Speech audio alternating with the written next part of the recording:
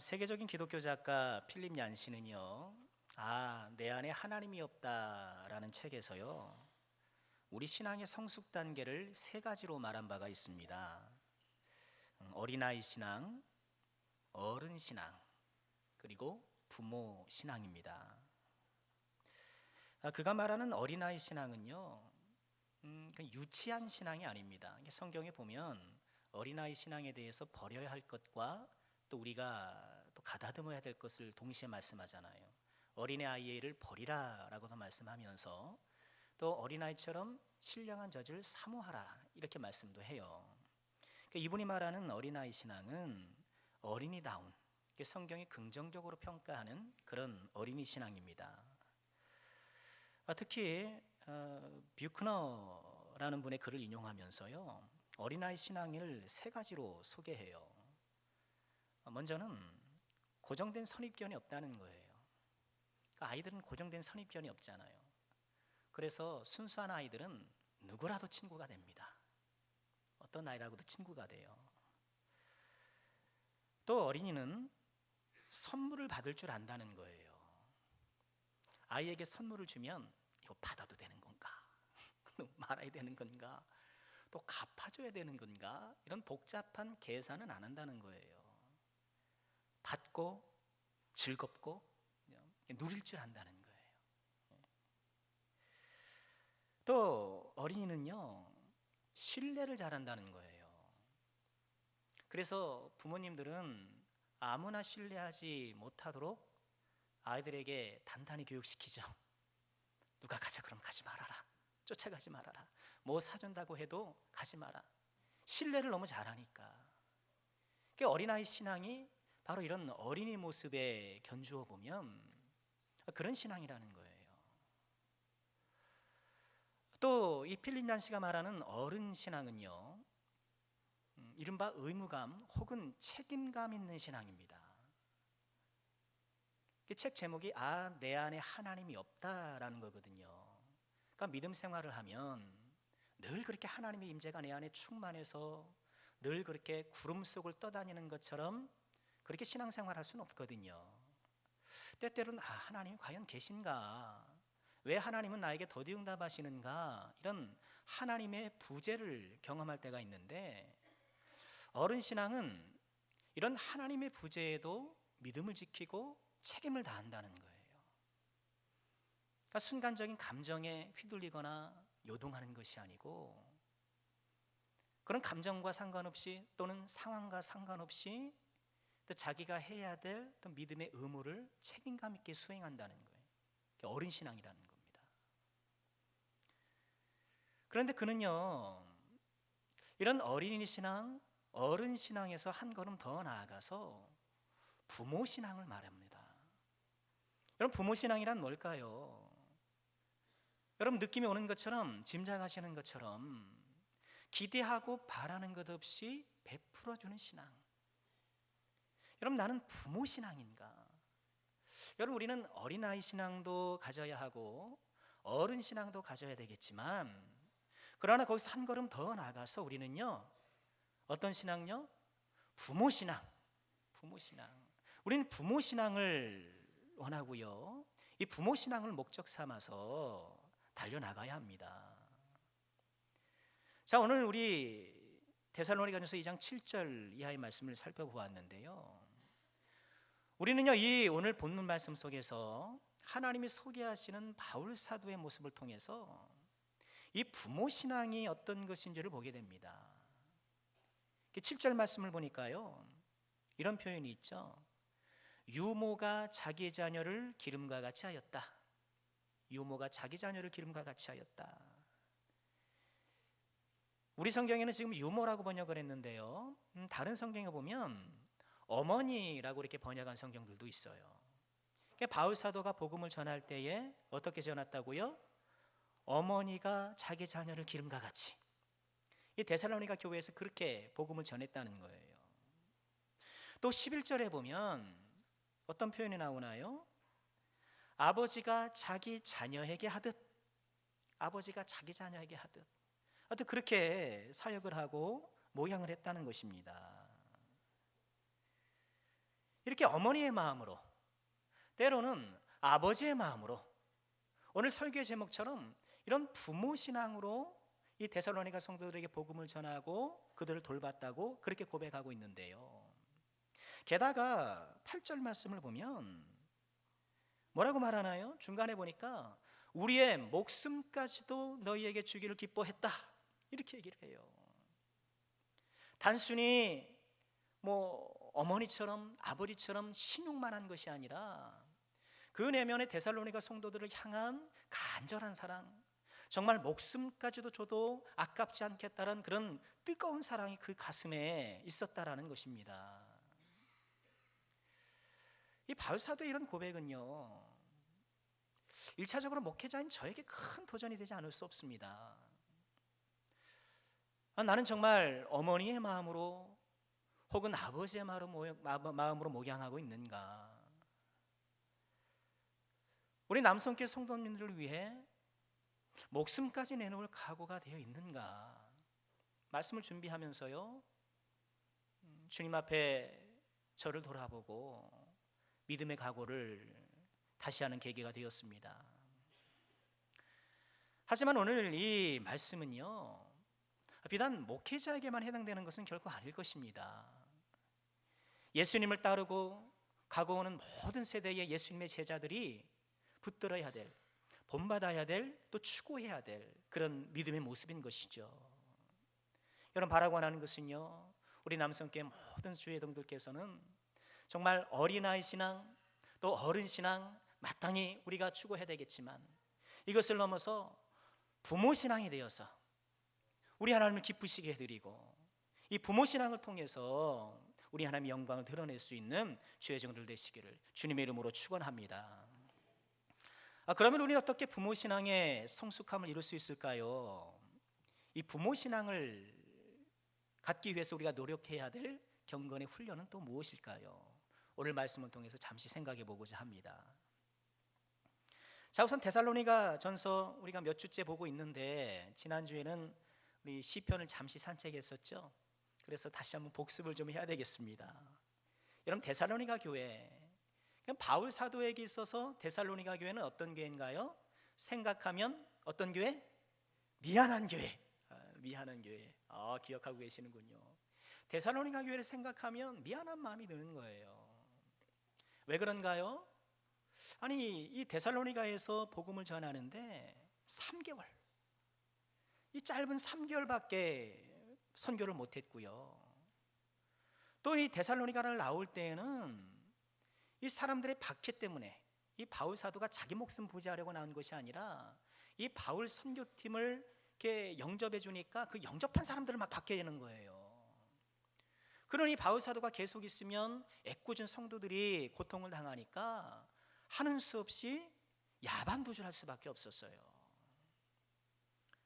인사도 제대로 못하고 3개월의 짧은 선교 기간 야반 도주하여서 이렇게 그들과 이별했던 것, 이런 걸 생각하니까 너무 미안했던 것이죠.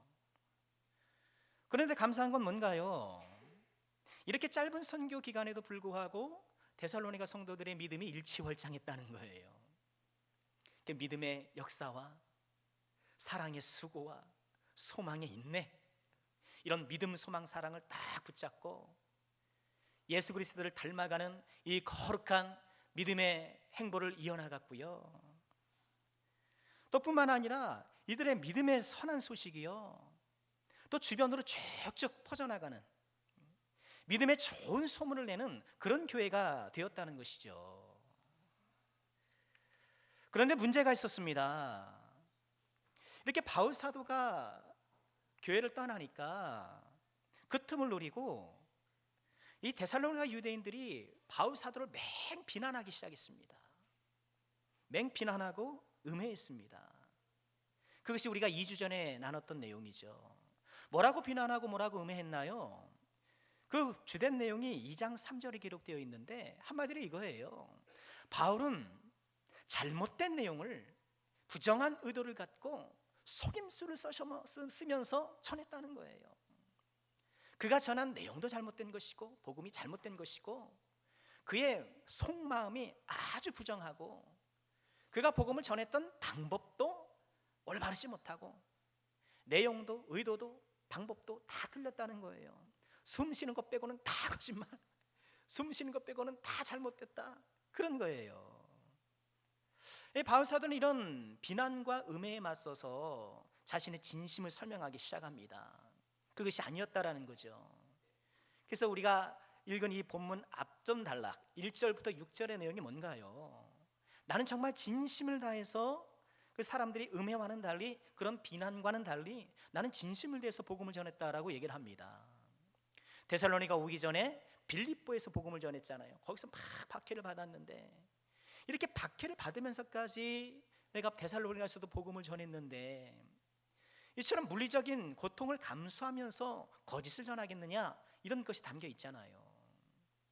뿐만 아니라 마음을 감찰하시는 하나님 앞에서 나는 사람의 영광이 아니라 오직 하나님의 영광으로 해서 힘썼다라고 이렇게 열심히 자기 변호를 하는 거예요. 오늘 읽은 우리가 읽었던 7절부터 12절의 말씀은 그 연장선상에 있는 것입니다.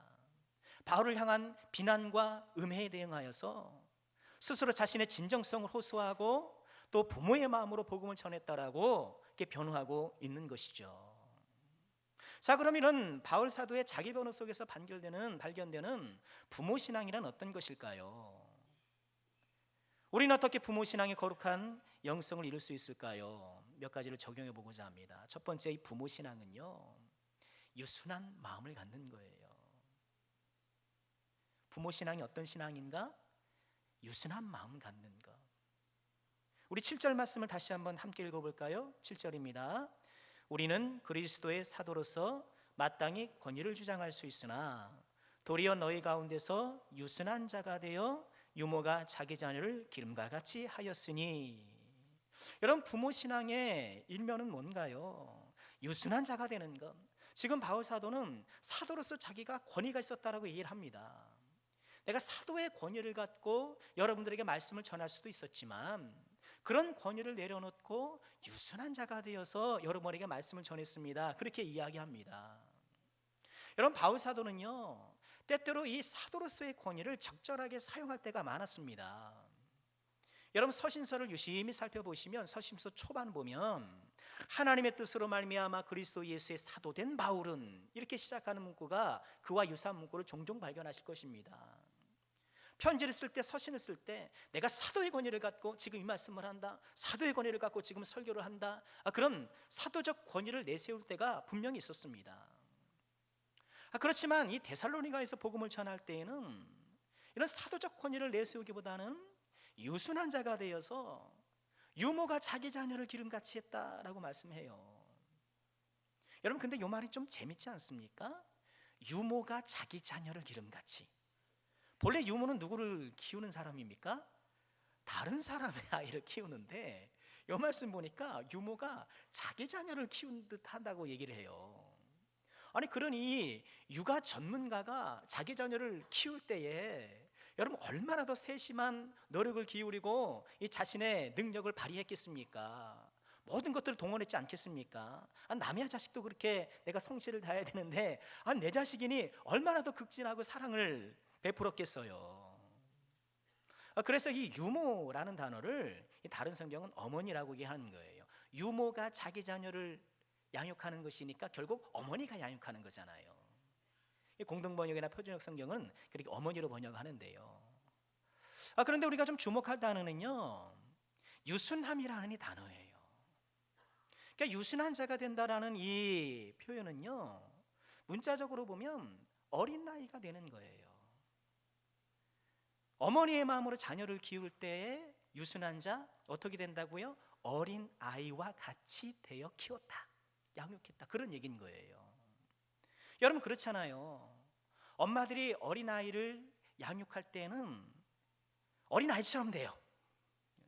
그러니까 어린 아이처럼 말합니다. 이거 젖 먹자, 이런 엄마가 어디 있어? 어유 젖 먹자, 우쭈쭈 발언. 소위 말하는 우쭈쭈 목소리를 내죠. 어유 하면서. 어머니는 그래요. 소꿉놀이도 하고 그림 그릴 때도 같이 뒹굴면서 방 안에서. 그게 어머니란 말이죠. 그게 유순함이에요, 그것이. 그 왜 엄마가 그렇게 합니까? 그거 재밌어서 그렇게 하나요, 엄마가? 그게 적성이 착 맞아서 그렇게 하나요? 그렇게 아이와 함께 뒹굴고 아이와 함께 공감하면서 결국은 그 아이를 받아주겠다는 거예요. 받아주겠다는 거. 여러분, 부모 신앙은 유순함인데 그 유순함이란 다른 것이 아니라 받아주는 거예요. 여러분, 나는 잘 받아주는 사람입니까?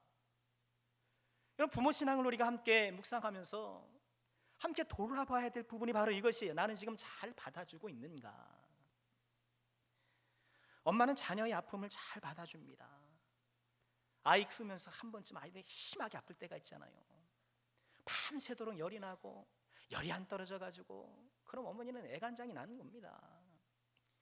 약을 먹이고 옷을 벗기고 때로는 물수건을 착 쪄셔가지고 뭐 열을 내리느냐, 밤새 잠도 못 자고 이 아이의 아픔을 다 받아내잖아요. 그 아픔과 함께하고 그걸 받아내는 거예요.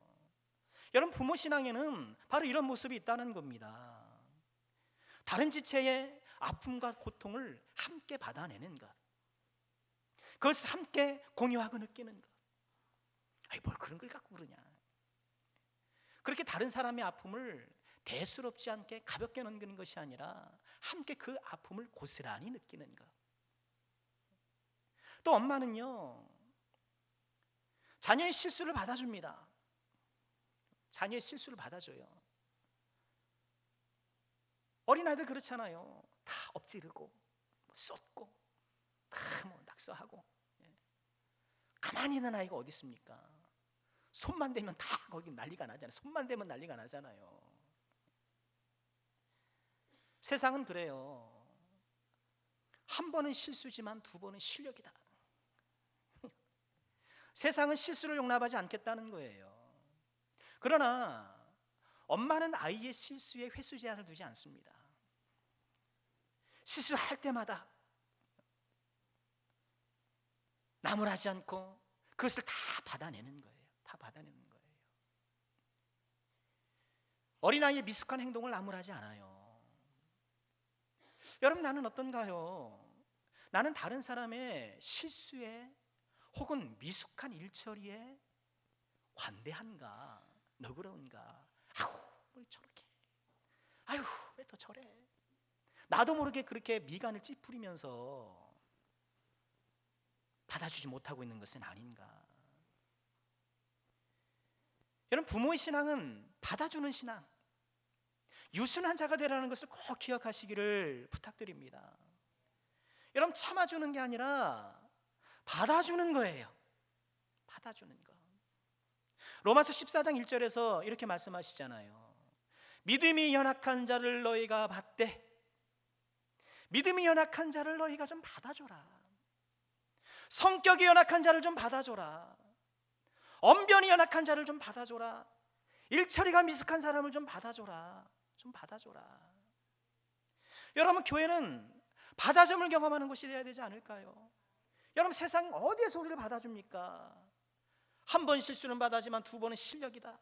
여러분, 실수 번번이 해보십시오. 누가 좋아하고 누가 받아주고 누가 기다려줍니까? 세상은 그렇습니다. 세상은 냉정합니다. 그러나 하나님은 그렇지 않지요. 주님의 교회는 그렇지 않다라는 거예요. 믿음이 연약한 자를 너희가 받되. 여러분, 성격 좋은 사람 받는 건 누군들 못합니까? 젠틀하고 말도 아주 그냥 부드럽게 잘하고 일처리도 아주 잘하고, 그런 사람 받아주는 건 뭐 누군들 못하겠습니까? 세상 사람 다 받아주죠. 믿음이 연약한 자를 받아주는 것, 연약한 자를 받아주는 것, 여러분, 그것이 부모 신앙이라는 것을 꼭 기억하시고요. 혹시 내 주변에 까다로운 사람 있습니까? 아우, 저 사람 까다로워.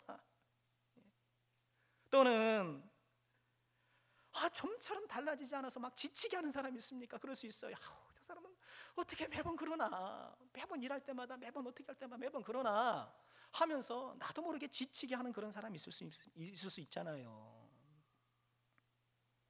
우리 주님께서 까다로운 우리를 받아주셨잖아요.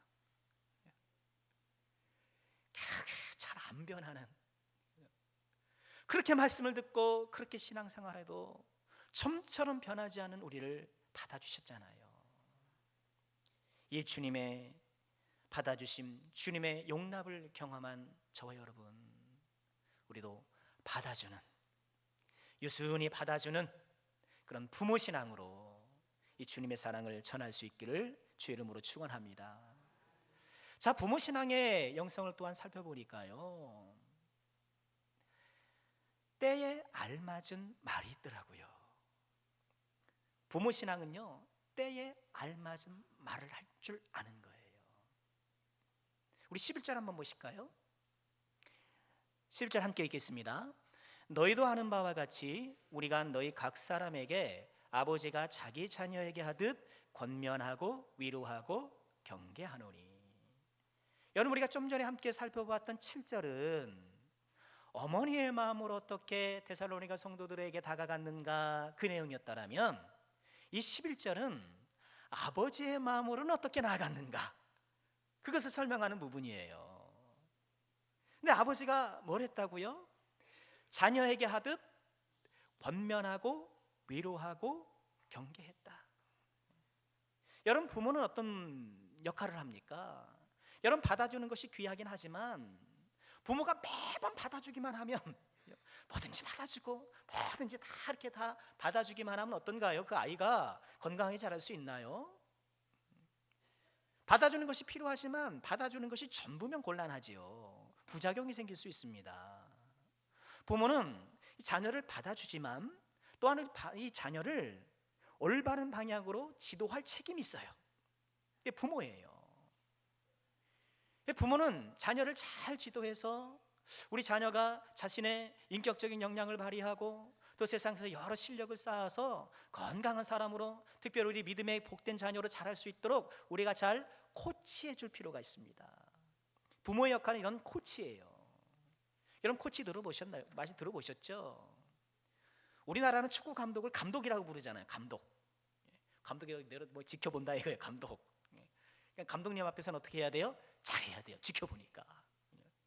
그런데 영어권에서는 이 축구 감독을 감독이라 부르지 않고 헤드 코치, 그렇게 얘기해요. 가장 앞선 코치. 본래 이 코치라는 단어는 그 살인 마차를 의미한다고 해요. 마차를 코치라고 부른답니다. 근데 이 마차가 여기 있는 사람을 저쪽으로 이렇게 이동시켜 주잖아요. 이렇게 이런 상태에서 다른 상태로 이렇게 발전시켜 주듯 이동시켜 준다라는 개념에서 스포츠에 적용되어서 운동선수의 기량을 향상시켜 주는 역할을 하는 것이 코치, 이렇게 말이 전달된 것이죠. 여러분, 코치가 중요한 건 뭔가요? 때를 분별하는 거예요. 지금 뭘 해야 할 때인지를 코치는 잘 알고 있어야 돼요.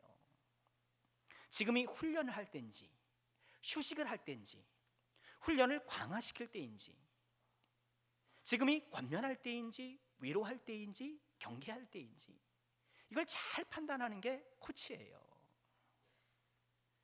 여러분, 2002년 월드컵 여러분 어디서 보셨습니까? 그때 뭐 온 대한민국이 들썩들썩 했었잖아요. 히딩크 감독이 와서 참 많은 참 생각할 걸 많이 전해줬는데, 여러분 기억나시는지 모르겠습니다만 이 히딩크 감독이 시합이 얼마 남지 않았는데, 대회 개막이 얼마 남지 않았는데 선수들에게 엄청난 양의 체력 훈련을 시켰다고 그래요. 아니, 시합이 이제 얼마 안 남았는데 빨리 전술 가다듬고 패스 연습하고 뭐 그래야 될 것 같은데 막 체력 연습한 거예요. 체력 연습. 그러니까 옆에서 지켜보던 사람들이, 아니 지금 뭐 저 체력 훈련해서 되겠는가. 그런데 결과가 어땠습니까? 우리 선수들이 그 부족한 기술을 엄청난 활동량으로 보완하면서 4강에 올랐잖아요. 물론 홈코트에 이점이 분명히 있었겠죠. 안방에서 했으니까. 근데 안방에서 한다고 해서 다 4강 가나? 봐준다고 다 4강 가는 게 아니에요. 실력 있어야 가는 거지. 그것도 봐주는 것도 실력 있어야 그것도 받아 먹는 것이지. 여러분, 뭘 해야 할 때인지를 아는 것이 정말 중요한 거예요. 여러분, 성숙한 부모는 자녀들에게 필요한 것이 뭔지를 알아요. 그래서 어떤 말을 해줘야 될지를 안다는 거예요. 여러분 부모 신앙도 마찬가지입니다. 우리가 함께 믿음 생활하면서 믿음의 형제자매들에게 내가 저 형제자매를 위해서 무엇을 해야 될 때인지를 알게 된다는 거예요. 권면해야 될 때 위로한다든지, 여러분 그래 보세요. 권면이 필요한데 위로한다든가, 위로가 필요한데 막 경계하고 막 그러면 뭐 참 힘들어지지 않겠습니까? 지금 내가 무엇을 해야 될 때인지, 내가 어떻게 이 자녀를 혹은 이 지체를 향해 나아갈 것인지를 판단할 수 있는 능력. 미국 미네소타의 그 세인트 울라프라는 대학이 있다고 해요. 거기에 에드먼드 랑그락이라는 교수님의 이야기 있는데, 그분이 7살 때 그 약국에서 사탕을 훔치려고 했대요. 7살 때. 그러니까 어린 나이에게 사탕을 먹고 싶은데 막 훔치려고 그랬나 봐요. 근데 그 어린 나이에 서툰 도둑질이 뭐 주인에게 금방 들켰겠죠. 그래서 주인이 경찰에 연락하는 대신에 부모에게 연락을 한 거예요. 연락을 받고 온 부모가 얼마나 좀 황당했겠습니까? 그러니까 아이를 만난 아빠가 대뜸 이렇게 말했다고 합니다. 내 아들이 범죄자라니. 내 아들이 범죄자라니. 그러니까 이 어린 꼬마의 마음속에, 가슴속에 아빠의 이 말이 사무치게 들린 거예요. 그런데 몇 초 있다가 옆에 있던 엄마가 이렇게 말했다고 합니다. 우리 아들은 범죄자가 아니에요. 이 아이는 목사가 될 겁니다. 그렇게 얘기했다는 거예요. 이 어머니의 말을 들은 이 아이가 지금이 다 성인이 되고 이렇게 어른이 되었어도 그때를 기억하는 거예요. 그때 그 어머니의 시적절한 그 말 한마디가 그 사람을 살려냈다는 거예요. 거기서 사랑의 교훈을 깨닫고 나를 사랑할 수 있고 다른 사람을 사랑할 수 있는 그런 사람이 되었노라고 그가 고백하는 것을 읽었습니다. 그런데 그분이 목사님이 되었을까요? 목사님 아니에요. 교수님이 된 거예요. 범죄자도 되지 않고 또 목사도 되지 않았지만, 그러나 그 어머니의 사랑이 자리 혜진에게 얼마나 큰 힘이었는지, 그 알맞은 어머니의 말이 얼마나 자기에게 힘이 되었는지를 그때 알게 되었던 것이죠. 때에 알맞은 말 한마디가 사람을 살릴 때가 있어요. 잠언 15장 23절에 이렇게 말씀을 하십니다. 사람은 그 입의 대답으로 말미암아 기쁨을 얻나니 때에 맞는 말이 얼마나 아름다운고. 때에 맞는 말이 얼마나 아름다운고. 잠언 25장 11절에 이렇게 말씀하십니다. 경우에 합당한 말은 아로 새긴 은쟁반의 금사관이라. 경우에 합당한 말. 여러분 부모 신앙은 이런 경우에 합당한 말, 때에 맞는 말을 구사하는 그런 지혜를 구하고 있다는 거예요. 그 지혜를 갖고 그러한 언어 구사를 통해서 다른 사람을 살리기도 하고 용기를 주기도 하고, 그래서 때로는 권면으로, 때로는 위로로, 때로는 경계로. 지금 바울 사도가 그렇게 했다라는 거예요. 여러분 우리에게 필요한 것이 이런 것이 아닐까요? 그럼 여기서 한 가지 질문이 생깁니다. 그럼 우리는 어떻게 때에 알맞은 말을 구사할 수 있을까? 우리는 어떻게 때에 알맞은 말을 구사할 수 있을까? 저는 그 방법이 8절에 있다라고 보여집니다. 우리 8절 말씀 함께 볼까요? 함께 하겠습니다. 우리가 이같이 너희를 사모하여 하나님의 복음뿐 아니라 우리의 목숨까지도 너희에게 주기를 기뻐함은 너희가 우리의 사랑하는 자 됨이라. 아멘. 여러분 때에 알맞은 말을 할 수 있는 이 부모 신앙의 능력이 어디에서 나온다고요? 사랑에서 나온다는 거예요. 사랑에서. 여러분 우리가 뭐 머리를 딱 돌리고 뭐 상황 판단을 해서 뭐 지혜를 막 간구하는 것도 필요할 수 있겠습니다만, 이처럼 때에 알맞는 말, 여러분 이 때라는 것은 나의 때가 아니라 내 상대방의 때잖아요. 여러분 우리의 문제는 뭔가요? 자꾸 내 때에 맞추는 거예요. 내가 이제 한마디 할 때야. 거기서 문제가 생기는 거예요. 자기 때예요. 자기 때. 내가 더는 못 참겠어. 내가 이별은 꼭 한마디 해야 되겠어. 내가 때를 결정하고 나에 맞춰서 때를 설정하기 때문에 문제가 발생하는 거예요. 그러나 부모 신앙은요, 내 때가 아니라 다른 사람의 때를 맞추는 거예요. 그럼 그 다른 사람의 때를 맞추는 그 지혜가 어디서 온다라는 거예요? 사랑에서 온다는 거예요. 사랑에서. 여러분, 결국 부모 사랑은 뭔가요? 부모 신앙이라는 것은 결국 사랑이 아니겠습니까? 여러분, 어떻게 받아주겠습니까? 뭘로 받아주겠어요? 받아줘야 한다는 걸 모르는 사람이 어디 있습니까? 우리 안에 사랑이 너무나도 부족하기 때문에, 우리 심령의 우물에 사랑이 메말라 있기 때문에 받아주고 싶지만 받아줘지지가 않는 거예요. 우리의 사랑이 턱없이 부족하니까 못마땅한 거예요. 왜 저래?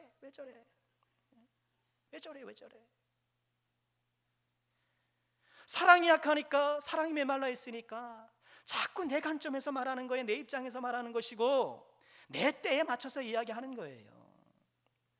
그러나 오늘 말씀을 통해서 우리가 묵상해 보면, 사랑할 때 비로소 그 사람의 입장이 보이고, 사랑할 때 상대방의 상황이 보이고 그에게 필요한 것이 무엇인지를 보게 되는 거예요. 어머니가 그렇잖아요. 어머니가 아이들이 일일이 다 말한다고 뭐 거기 말하는 것을 가집니까? 어머니가 사랑하니까 지금 아이에게 뭐가 필요한 줄 아는 거예요.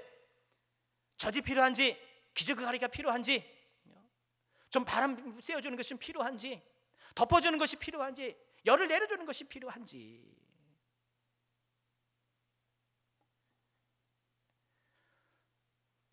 여러분, 바울 사도의 이 8절의 말씀은 우리에게 정말 강력한 도전 아니겠습니까? 너희가 우리의 사랑하는 됨이라, 우리의 목숨까지도 너에게 주기를 기뻐한다. 여러분, 이 말을 누가 할 수 있단 말입니까? 여러분, 누구에게 이런 말씀할 수 있어요? 여러분, 해보셨습니까? 아내에게 내가 당신을 위해서 목숨을 버리겠습니다. 그런 남편이 있으십니까? 한 30년 전에 있었는데, 그죠? 30년 전에는 분명히 그 남편이었고 같이 입장할 땐 그런 남편이었는데 지금은 좀 달라진 것 같고. 여러분, 가만 생각해 보세요. 이런 말 함부로 못해요. 진심이 아니면 불가능한 말이란 말이에요. 우리는 정말 이렇게 뜨겁게 좀 사랑해보고 있는가? 여러분, 우리는 바울 사도처럼 뭐 죽음은 고사하고 좀 나는 좀 누군가를 뜨겁게 사랑해 보았는가? 정말 헌신적으로 부모가 나를 사랑하듯이 아무 대가와 이런 거 바라지 않고 누군가를 정말 뜨겁게 섬겨 보았는가? 안된 시인의 그런 문구가 있잖아요. 연탄치 함부로 발로 차지 마라. 너는 누군가에게 그렇게 한번 뜨거웠던 적이 있느냐? 한번 뜨거웠던 적이 없는 사람이 연탄치 발길질 하는 거예요. 왜 우리가 못 받아주는가? 왜 우리가 자꾸 나 중심의 믿음 생활하면서 자꾸 갈등을 유발시키는가? 거길 따져보면 턱없이 부족한 우리의 사랑, 뜨겁지 못한 연탄재처럼 그렇게 싹 말라버리고 타버린 이 연탄재 같은 우리의 사랑이 거기에 놓여 있는 것이 아닌가? 여러분, 다시 한번 우리가 주님 앞에 구할 것은 사랑입니다. 주여, 저에게 사랑의 마음을 주세요. 사랑의 마음을 주세요. 주님께서 나를 사랑하듯 내 안에 사랑을 풍성하게 부어주셔서 나 또한 부모 신앙으로 연약한 형제를 받아주고 용납해주고 그에게 필요한 아름다운 말을 통하여서 그의 기운을 북돋아주고 그에게 셈을 주고. 여러분, 이런 사람이 얼마나 아름답습니까? 우리가 이런 사람 되기를 소망하면서 하나님께서 이런 풍성한 사랑을 우리에게 부어주시기를 함께 기도해야 되겠습니다. 사랑하면 그 사람이 보이고 그 사람에게 필요한 것이 나타나는 것이죠. 말씀 마쳐보겠습니다. 박노해라는 분의 시 한 편을 소개하고 말씀 마칠까 합니다. 사랑한 만큼 보인다라는 시인데요, 사람은 모든 면에서 좋은 사람이 되기 불가능한 것처럼 모든 면에서 나쁜 사람이 되기도 불가능하다. 사람은 모든 것에서 훌륭하기가 힘든 것처럼 모든 것에서 형편없기도 힘들다. 사람은 인생의 모든 시기에 잘 나가기가 어려운 것처럼 인생 내내 헤매기도 어렵다. 사람이라면 누구나 모든 것을 잘하기 어려운 만큼 모든 것을 못하기도 어렵다. 사람은 사랑하면 보인다. 아는 만큼 보이는 것이 아니라 사랑한 만큼 보이는 것이다. 이분이 크리스찬인지 어쩐지 저는 모르겠습니다만 이런 성경적 정신이 이와 일맥상통하는 것이 아닐까 싶습니다. 아는 만큼 보는 것이 아니라 사랑한 만큼 보인다. 여러분, 우리 주님께서 히브리어의 말씀에 때를 따라 돕는 은혜, 제가 참 좋아하는 말씀이에요. 때를 따라 돕는 은혜. 이 때를 따라 돕는 은혜를 어떻게 베풀어 주시는가? 물론 우리 하나님은 전지전능한 하나님이시기 때문에 모든 때에 필요한 것들을 다 계산하시고 다 계획하시고 그래서 아시기도 하지만 우리를 사랑하시기 때문에 아는 것 아닐까요? 우리를 사랑하시니 우리에게 지금 무엇이 필요한지, 지금 이때에 어떤 것이 필요한지를 누구보다 잘 아시는 것 아니겠습니까? 사랑하면 그 사람의 마음이 보이고 필요가 보입니다. 사랑의 힘입니다. 부모 신앙은 곧 사랑입니다. 이 사랑 가득한 부모 신앙의 거룩한 영성으로 내 믿음의 형제들을 받아주고 또 그들의 알맞은 때에 맞는 거룩한 언행을 통하여서 그의 생명을 살려주고 이런 귀한 풍성한 사랑을 나누는 우리 남성교회 모든 고속될 수 있기를 주님의 이름으로 축원합니다.